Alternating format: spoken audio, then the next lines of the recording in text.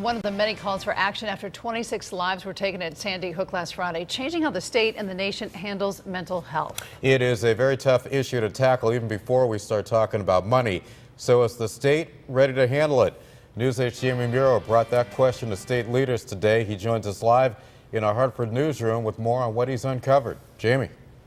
Well, Keith and Ann, you even look at a federal level where there were federal cuts to mental health care decades ago. But as you mentioned, there's this chorus of people around the state saying that has to change and money is going to have to be found somewhere. Not long after the horrors of Adam Lanza's rampage were revealed, calls for mental health policy reforms echoed across the state and country. It's important to know that the nonprofit sector, and in particular mental health agencies, are under stress. Dave Burnett is CEO of Norwich's Reliance House, a nonprofit organization helping those with mental illness. He's been flat funded by the state for 5 years while the demand for services has grown. To provide help, to add resources requires cash and changes in law. We may or may not have been able to identify this young man from Newtown.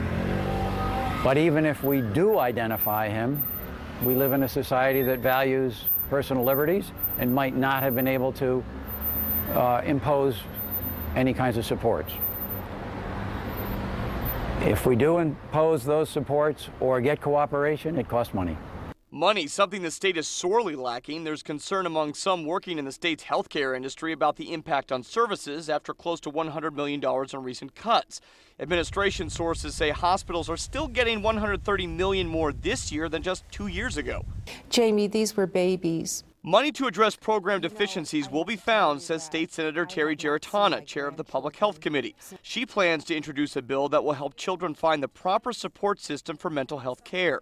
Very often, a pediatrician will see a child in the office and has nowhere to refer that child, so therefore the child ends up in the emergency room.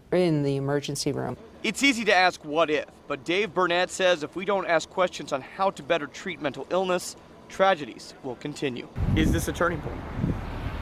I don't know. One might hope. Some good has to come out of some bad. Oh, if good doesn't come out of this, we have all failed those children terribly. Now, Senator Geritana says that under the Affordable Health Care Act, those people who are not insured should be able to get mental health care. We're live in the Hartford newsroom. I'm Jamie Muro, News 8.